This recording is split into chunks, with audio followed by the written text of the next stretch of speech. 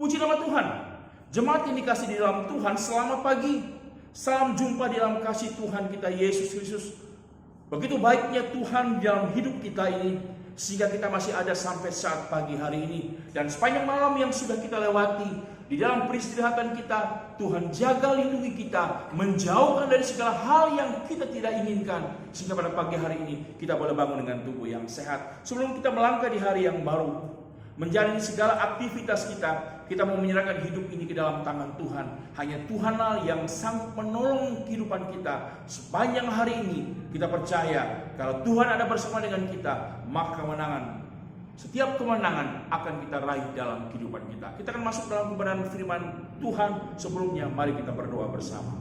Bapa di surga, Bapa yang kami percaya dalam nama Yesus Tuhan kami, pagi hari ini Tuhan kembali kami bersyukur dan berterima kasih kepadamu, karena Engkau adalah Allah yang nyata dalam kehidupan kami. Engkau Allah yang baik dalam kehidupan kami. Kami percaya Tuhan kami boleh ada sampai saat pagi hari ini, diberikan kesehatan, kekuatan yang luar biasa, karena Engkau baik dalam kehidupan kami. Terima kasih Tuhan atas pemeliharaan-Mu sepanjang malam yang sudah kami lalui. Sebelum kami masuk di hari yang baru ini Tuhan, kami akan mendengarkan renungan firman-Mu. Mari Tuhan Engkau urapi hamba-Mu, bahkan setiap telinga-telinga yang mau mendengarkan firman-Mu Tuhan, mari Engkau mengurapi Tuhan. Biarlah firman yang sebentar kami dengar itu boleh memberkati kami. Ampuni kami Tuhan, kami siap memberikan tangan yang terbaik untuk ditaburi firman-Mu. Sambut firman-Mu hanya di dalam berkat nama Tuhan Yesus Kristus. Haleluya, amin. Puji nama Tuhan. Jemaat yang dikasih di dalam Tuhan, terkadang keadaan dapat merubah iman percaya kita.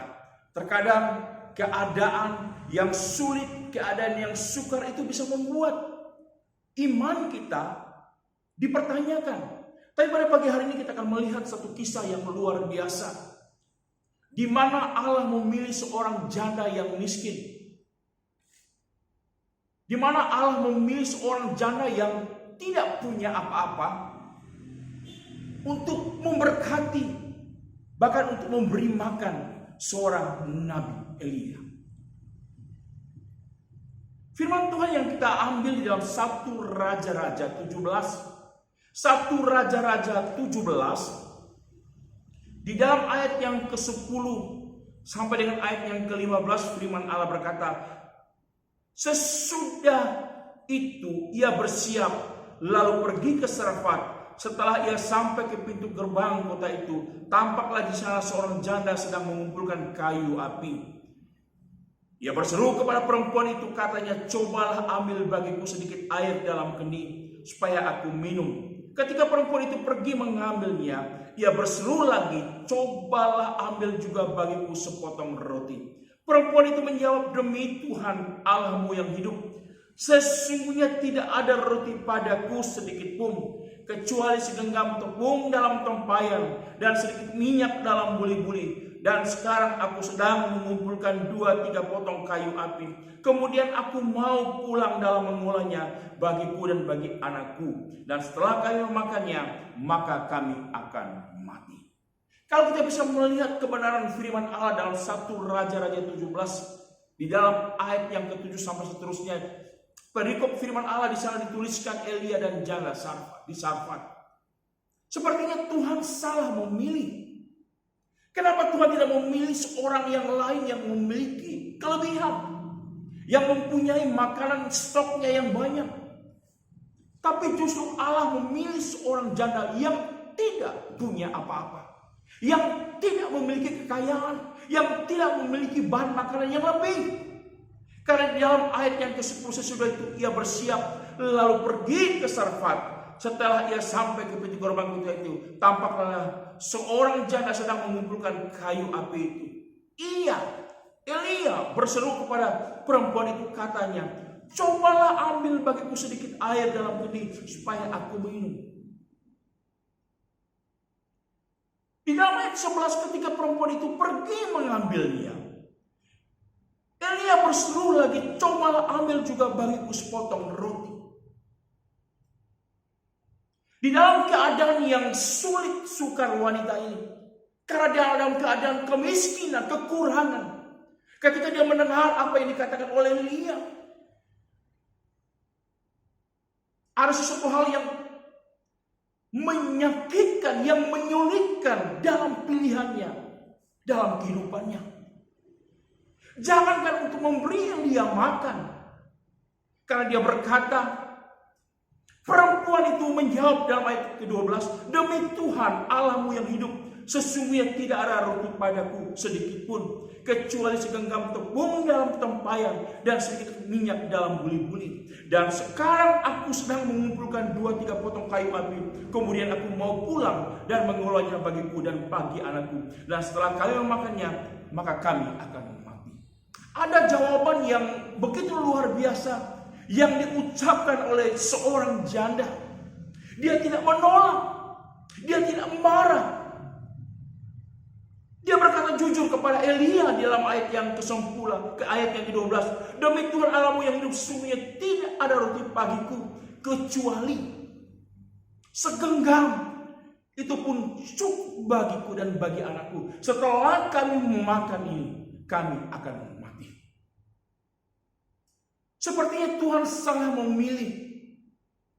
Kenapa Tuhan harus memilih seorang janda yang miskin untuk memberkati Elia?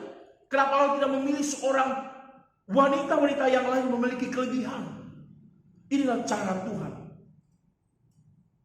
Terkadang dalam setiap kehidupan kita orang-orang percaya, jangankan dalam hal kekurangan, jangankan dalam hal kesulitan, terkadang di dalam kelimpahan pun, di dalam kecukupan yang kita punya,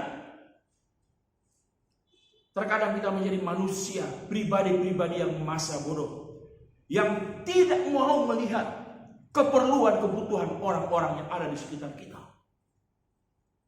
Kita menjadi pribadi yang ego, yang hanya mementingkan diri kita,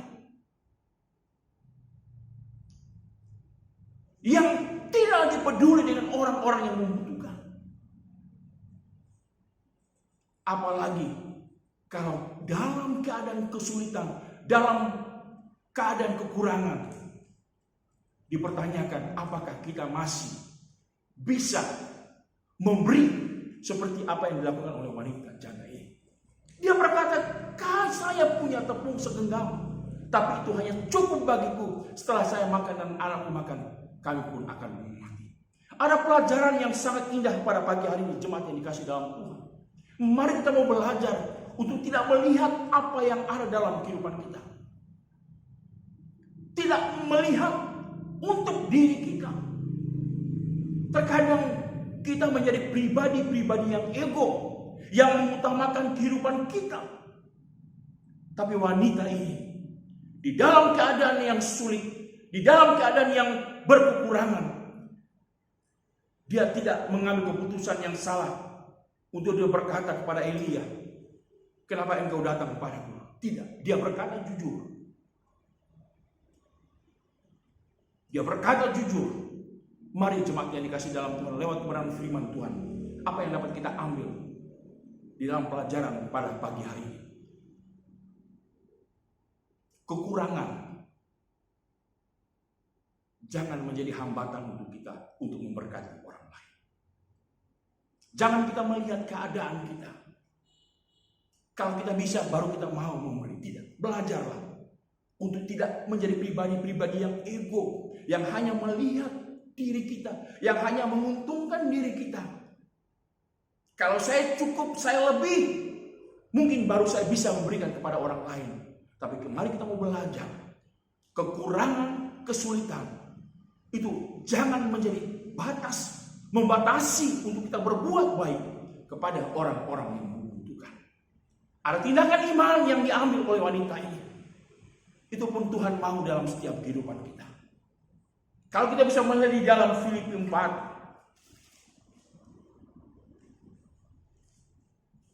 Filipi pasal yang keempat.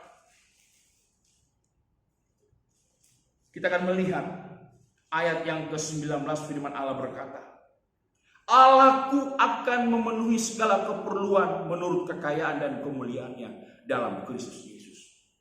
Kita percaya bahwa Allah kita sanggup menolong setiap kehidupan kita. Dia akan mencukupi segala keperluan kehidupan kita. Seringkali kita membatasi. Seringkali kita hanya melihat untuk diri kita. Tapi mari kita mau belajar seperti wanita janda ini yang ada di Sarfat. Ketika dia melakukan apa yang diperintahkan oleh Elia dalam hidupnya, dia melakukan dengan sejujur-jujurnya. Dia melakukan dengan setia. Dia membuat. Kalau kita bisa melihat di dalam ayat 14, sebab beginilah firman Tuhan Allah Israel, tepung dalam tempayan itu tidak akan habis, dan minyak dalam buli-buli itu pun tidak akan berkurang sampai pada waktu Tuhan memberi hujan ke atas muka bumi. 16. Tepung dalam tempayan itu tidak habis dan minyak dalam buli-buli itu tidak berkurang seperti firman Tuhan yang diucapkannya dengan perantaraan Elia. Inilah cara kerja Tuhan dalam setiap kehidupan kita. Mari kita mau belajar seperti wanita ini.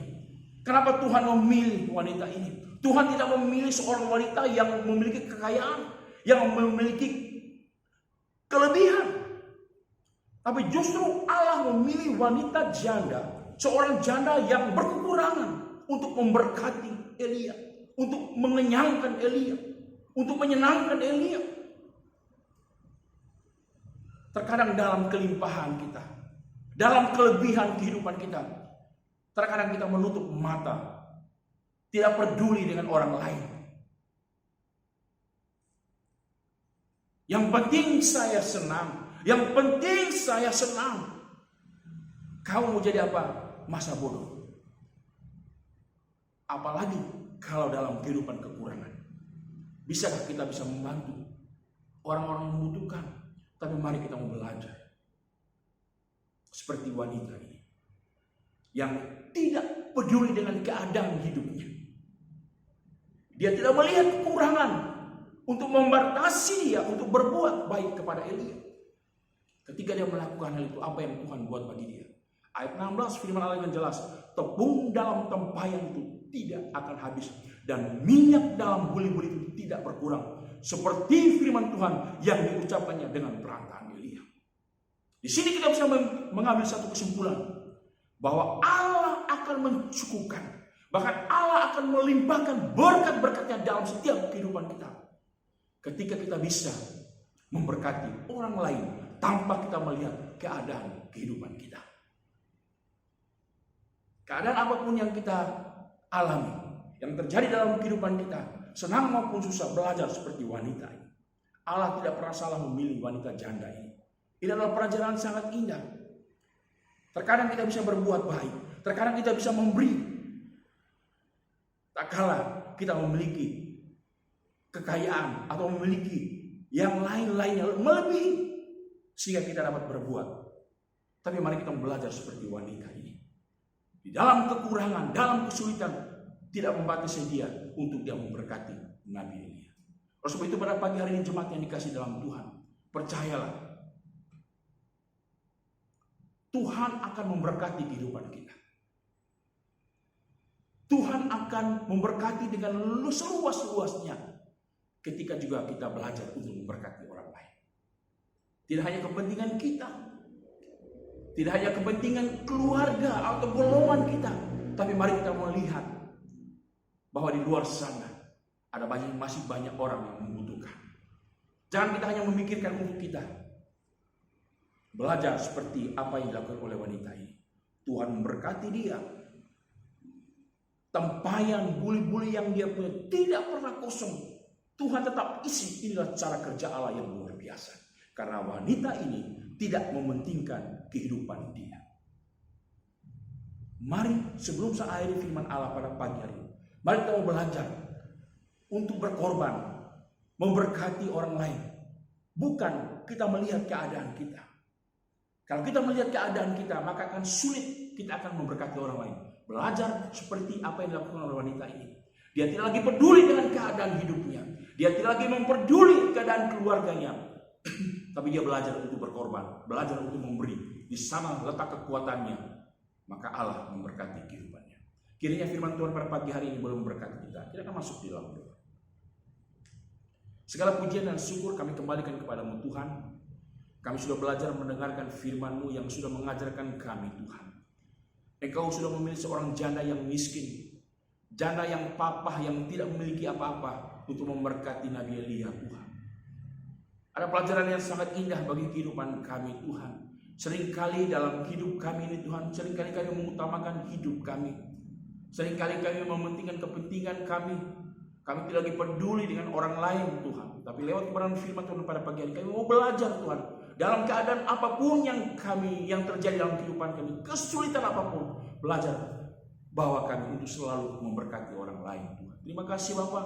Hamba berdoa bagi seluruh sidang jemaat-Mu, mulai dari Bapak dan Ibu Gembala, seluruh staf pelayanan yang ada, pengerja sidang jemaat-Mu, dari anak-anak sekolah minggu pemuda remaja dewasa sampai usia lanjut, dipelihara diberkati oleh Engkau, memberkati usaha pekerjaan mereka Tuhan, bahkan yang lama dikuatkan, susah dihiburkan, yang sakit diberikan kesembuhan. Sepanjang hari ini Tuhan, memberkati, pelihara umat-umat-Mu. Kami akan masuk di hari yang baru, ampuni kami Tuhan, hanya dalam berkat nama Tuhan Yesus. Haleluya. Amin. Puji nama Tuhan, selamat pagi. Yesus selalu memberkati kita.